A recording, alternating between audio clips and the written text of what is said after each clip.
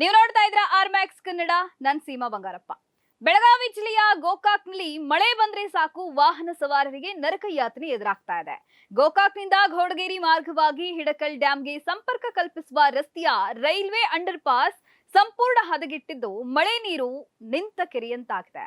Under pass ನಲ್ಲಿ ಮೊಣಕಾಲುದ್ದ ನೀರು ನಿಲ್ತಾ ಇರುವಂತಹ ಪರಿಣಾಮ ವಾಹನ ಸವಾರರು ಜೀವವನ್ನ ಕೈಯಲ್ಲಿ ಹಿಡಿದುಕೊಂಡು ಸಂಚರಿಸುವಂತಾಗಿದೆ.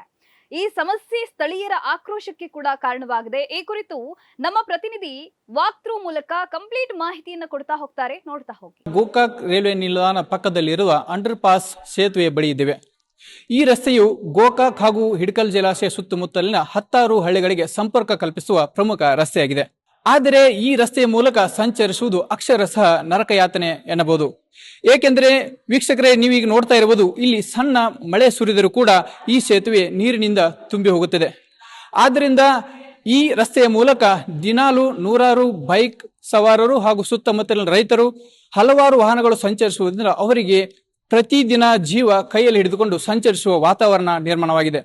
ಹಲವು ಬಾರಿ ಪ್ರಯಾಣಿಕರು ಹಾಗೂ ಸುತ್ತಮುತ್ತಲ ಜನರು ಲೋಕೋಪಯೋಗಿ ಇಲಾಖೆಗೆ ಹಾಗೂ ರೈಲ್ವೆ ಇಲಾಖೆಗೆ ಮನವಿ ಮಾಡಿದರೂ ಕೂಡ ಈ ರಸ್ತೆ ಇನ್ನೂ ಆದರೂ ಸರಿಯಾಗಿಲ್ಲ. ಚರಂಡಿ ವ್ಯವಸ್ಥೆ ಹಾಗೂ ರಸ್ತೆ ಸರಿ ಮಾಡದಿದ್ದರೆ ಮುಂದಿನ ದಿನಗಳಲ್ಲಿ ದೊಡ್ಡ ಅನಾಹುತ ಆಗುವುದರಲ್ಲಿ ಸಂಶಯವಿಲ್ಲ.